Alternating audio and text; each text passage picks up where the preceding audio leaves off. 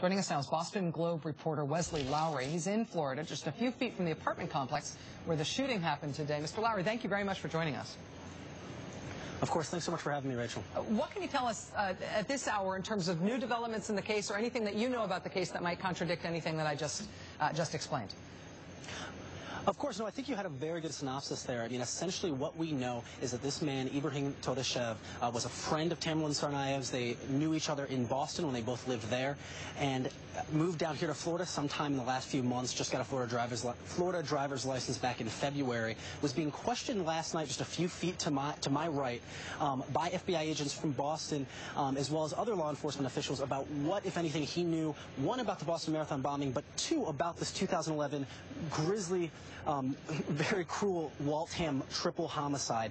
Our understanding, what we're hearing from our sourcing, and I know NBC has been reporting this as well, is that he was getting ready to sign a confession to his involvement in that murder and potentially to implicate Tamerlan Tsarnaev as well when he became aggressive, potentially lunged at the FBI agent, and was shot and killed. Again, it's a tight scene down here. The FBI is not saying much, but again, our sourcing is saying that he became aggressive pretty immediately before signing a written confession, and that's when he was shot and killed. Do you have any clarity on whether or not he was armed? There were some conflicting reports today about whether he might have injured the agents who he actually had this confrontation with, and some conflicting reports about whether he might have had a knife. You know, I've seen the reports about a knife, and I personally have not gotten confirmation on that. Okay. The FBI has confirmed that the agent involved in the interview was in fact injured with non-life-threatening injuries, which may or may not be consistent with there having been a weapon. But right now, it's really unclear, as in any instance in which the FBI would shoot and kill a suspect. Details are very, very tight as they continue this investigation. You know, like I said, a few feet away from me, they're continuing to investigate this apartment where this happened.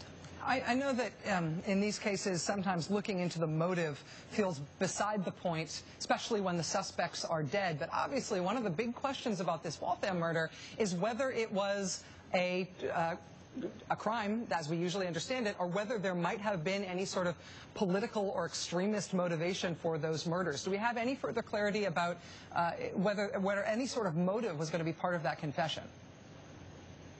You know, right now we really don't. What we've been hearing is that the victim or the suspect who was killed here in Florida was saying that it was a robbery gone wrong. They realized that these guys were friends of theirs who knew them, and so robbing them of their drugs would leave them implicated because they could identify them, which is why they had committed the murders. There had been some speculation when Tamerlan Tsarnaev was first tied to this murder, potentially following the bombings, that maybe there was some significance. It occurred on the 10-year anniversary of the 9/11 attacks. But again, it's very unclear if this was a crime that had any type of political or religious significance, or if it was just a very grisly drug crime. Like I said, it's very unclear, and the picture of Tamerlan Tsarnaev is still one that's being developed. We really don't know everything there is to know about him, and it'll probably be years before we really do know all the answers to the questions. To be clear, though, the man who was killed in Florida is not considered, has been essentially cleared of any potential involvement in the Boston Marathon bombing itself. Is that right?